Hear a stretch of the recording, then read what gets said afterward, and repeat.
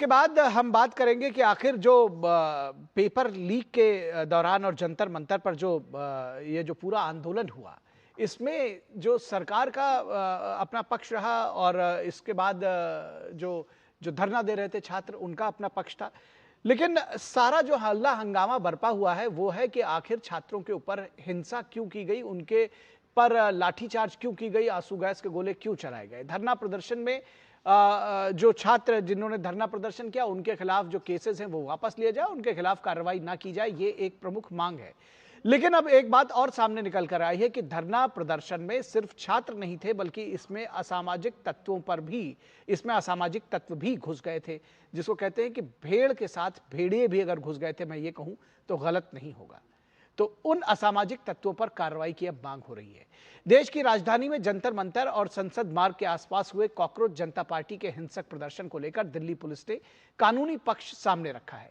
विरोध प्रदर्शन के दौरान हुई हिंसा के मामले में दिल्ली पुलिस ने कुल 20 एफआईआर दर्ज की हैं। इनमें कम से कम 3 मामले हत्या के प्रयास से जुड़े हैं, जबकि 12 मामले दंगा यानी रॉयटिंग करने के आरोपों से संबंधित हैं। यह एफआईआर 20 जुलाई से 25 जुलाई के बीच दर्ज की गई है। 20 जुलाई को सीजेपी के संसद चलो मार्च के दौरान हिंसा भड़क उठी थी। इसके बाद प्रदर्शनकारियों और सुरक्षा बलों के बीच हुई हिंसक झड़पों से जुड़े विभिन्न मामलों में यह प्राथमिकी दर्ज की गई। कर्तव्य पथ पुलिस स्टेशन में दर्ज पहली एफआईआर के मुताबिक संसद कूच करने के लिए भीड़ को उकसाया गया। एफआईआर के मुताबिक प्रदर्शन के दौरान कुछ असामाजिक तत्वों ने भीड़ को भड़काया कि ये सुरक्षा घेरा तोड़कर सीधे संसद भवन की ओर बढ़ें।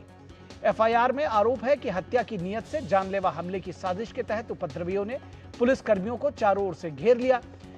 जवानों के साथ न केवल मारपीट की गई, बल्कि उन पर पत्थर, जूते, चप्पल और धारदार वस्तुओं भी फेंकी गई और धारदार वस्तुओं से उनके ऊपर हमला किया गया। शिकायत में स्पष्ट रूप से लिखा गया है कि भीड़ ने पुलिसकर्मियों की हत्या करने के इरादे से उन पर हमला किया। सुप्रीम कोर्ट ने जंतर मंतर पर कॉकरोच जनता पार्टी के प्रदर्शन के दौरान पुलिस लाठीचार्ज पर कहा कि शांतिपूर्ण प्रदर्शन नागरिकों का संवैधानिक अधिकार है और केवल आंदोलन होने मात्र से पुलिस बल प्रयोग या लाठीचार्ज को सही नहीं ठहराया जा सकता। शीर्ष अदालत ने इस मामले में जवाबदेही तय करने और स्वतंत्र जांच की आवश्यकता पर भी जोर दिया है। इस बीच शांतिपूर्ण प्रदर्शन के नाम पर हिंसा करने वाले प्रदर्शनकारियों की दिल्ली पुलिस ने पहचान कर ली है। दिल्ली पुलिस ने सीसीटीवी फुटेज के जरिए 2883 लोगों की पहचान की है। पुलिस और रैपिड एक्शन फोर्स के जवानों और वाहनों पर हमला करने वालों में 989 व्यक्ति ऐसे हैं जिनके खिलाफ पहले से ही गंभीर मामलों में कई मुकदमे दर्ज हैं। इस बीच दिल्ली पुलिस ने एक्स हैंडल को एक शिकायत के सिलसिले में पत्र लिखा है। शिकायत में कहा गया है कि सोशल मीडिया प्लेटफॉर्म पर संवैधानिक पदों पर आसीन व्यक्तियों को निशाना बनाते हुए अपमानजनक, दुर्भावनापूर्ण और मानहानिकारक सामग्री प्रसारित की जा रही है। दिल्ली पुलिस ने अपने पत्र में एक्स से ऐसे पोस्ट और वीडियोस हटाने और उन्हें पोस्ट करने वाले खाता धारकों की जानकारी साझा करने का अनुरोध किया, यानी कि उनके अकाउंट्स को साझा करने का अनुरोध किया है।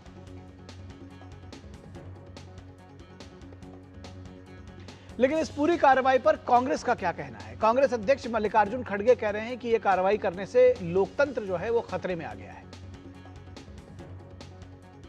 जो बेटा ने यहां पर उठाया मुद्दा, ये बहुत शर्मनाक है कि एक नेशनल पार्टी के ऑफिस में हम घुस के, अगर सीबीआई के लोग ये घुस के जाते हैं, उसको अरेस्ट करने की बात करते हैं। Democracy is not safe, people are not safe. Therefore I request you, people who have gone there unauthorized, they should be punished. और केंद्रीय मंत्री जेपी नड्डा का कहना है कि जैसी परिस्थिति होती है पुलिस वैसे ही कार्रवाई करती है। Mr. John Vitas, it is a normal situation. A student activist has to face, and those who take law and order in their own hand, the police have to act accordingly, and the police has acted accordingly for those cases. They are trying to sensationalize. It is a normal law and order activity which the police undertakes, and any student activist who wants to do activism should face this. Even I have faced not once, many times. When there was emergency, I was arrested from the classroom, not once, but twice. और हमारे संवाददाता नीरज सिंह इस पूरी खबर पर बातचीत करने के लिए जुड़े हैं। नीरज, सबसे पहले आपकी क्राइम रिपोर्टिंग से जुड़ा हुआ एक सवाल और उसके बाद पॉलिटिकल सवाल पूछूंगा। नीरज, ये बताइए कि क्या कुछ कार्रवाई इसमें पुलिस कर रही है, किस तरह से चिन्हित कर रही है, किन लोगों को चिन्हित किया जा रहा है, क्या ये एक्शन आगे भी जारी रहेगा, क्या कार्रवाई करने का मूड है, क्या कुछ खबर निकाल कर आप लाए हैं हमारे दर्शकों के लिए? देखिए, दिल्ली पुलिस की 20 के करीब जो टीमें हैं वो बनी हैं, जो आइडेंटिफाई कर रही हैं कि कौन कौन से अपराधी उस पूरे प्रदर्शन के दौरान शामिल थे, क्योंकि ये तथ्य भी निकलकर सामने आया है कि इसमें आदतन अपराधी भी इसमें शामिल थे और जिनके ऊपर काफ़ी संगीन अपराध के आरोप हैं, चाहे मर्डर की बात करें, अपहरण की बात करें, पॉस्को के केस की बात करें और इसके अलावा महिलाओं के रेप की बात करें। इस तरह के जो अपराधी हैं वो छात्रों के बीच में घूम रहे थे। तो कहीं ना कहीं ये अंदेशा है कि बड़े पैमाने पर किसी हिंसा को फैलाने की एक साजिश थी। दिल्ली पुलिस ने इसकी पड़ताल करी है और आप देखें कि 2800 से ज़्यादा ऐसे अपराधियों की पहचान दिल्ली पुलिस ने करी है।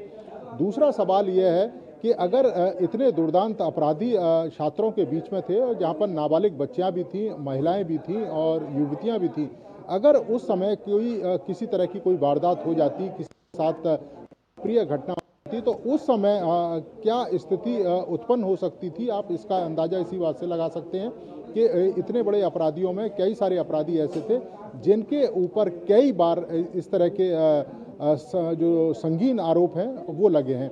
तो निश्चित तौर पर अब दिल्ली पुलिस अपना काम कर रही है और दिल्ली पुलिस का ये कहना है कि अपराधियों के खिलाफ पुलिस की जो मुहिम है वो चालू रहेगी।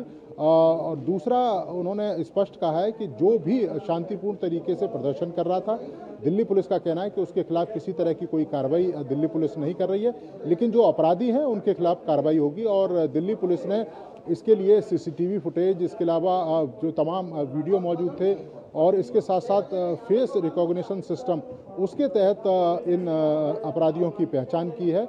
और आने वाले समय में हम उम्मीद कर सकते हैं कि जल्द ही दिल्ली पुलिस की गिरफ्त में ये अपराधी होंगे जो बच्चों के बीच में धरना प्रदर्शन की आड़ में किसी बड़ी वारदात को अंजाम देने की फिराक में थे। तो निश्चित तौर पर पुलिस अपना काम करेगी। उनका कहना है कि छात्रों के ऊपर जो शांतिपूर्ण प्रदर्शन कर रहे थे, पुलिस की कोई कार्रवाई नहीं हो रही है, लेकिन जो अपराधी हैं उनके खिलाफ पुलिस का एक्शन है वो जारी रहेगा। बिल्कुल ठीक बात है। आपने बताया कि फेस रिकॉग्निशन सिस्टम से दूसरे जो तकनीक है उसके जरिए लोगों को चिन्हित करने की कोशिश की जा रही है, उनके रिकॉर्ड्स खंगाले जा रहे हैं, जिन लोगों के खिलाफ मुकदमा दर्ज है उनके ऊपर विशेष कार्रवाई की जाएगी।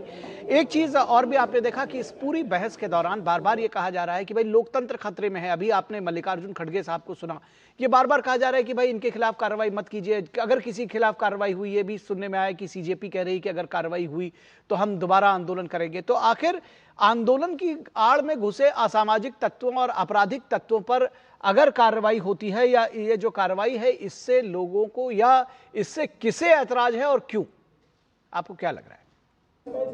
देखिए निखिल, सबसे पहले तो ये समझना होगा कि अगर दिल्ली पुलिस या किसी भी स्टेट की पुलिस कोई एफआईआर दर्ज करती है तो उस एफआईआर को खारिज कराने की एक प्रक्रिया होती है। ऐसा नहीं है कि दिल्ली पुलिस ने अगर एफआईआर दर्ज कर ली है तो दिल्ली पुलिस उस एफआईआर को खुद ही फाड़ के फेंक सकती है। दिल्ली पुलिस उस एफआईआर को लेकर कोर्ट में जाएगी और कोर्ट के सामने तमाम जो तथ्य हैं वो रखेगी और उसके बाद ये तय होगा कि पुलिस क्या अपने जो आरोप उस एफआईआर में लगा रही है उसको कंटिन्यू करेगी या फिर जो अदालत का आदेश है उसको मानेगी। निश्चित तौर पर इस पर राजनीति हो रही है, क्योंकि आप देखें कि धरना प्रदर्शन की आड़ में किसी भी जो आम जो नागरिक हैं उनकी आड़ में किसी भी अपराधी को एक तरीके से क्लीन चिट नहीं दी जा सकती, किसी भी अपराधी को छोड़ा नहीं जा सकता। और दिल्ली पुलिस का ये स्पष्ट कहना है कि भले ही पॉलिटिकल पार्टी राजनीति करती रहे, दिल्ली पुलिस अपना काम करती रहेगी। और हमने उन दृश्यों को भी देखा है कि किस तरीके से पुलिस के अधिकारियों को लिंचिंग करने की कोशिश की गई, धारदार हथियारों से हमला करने की कोशिश की गई।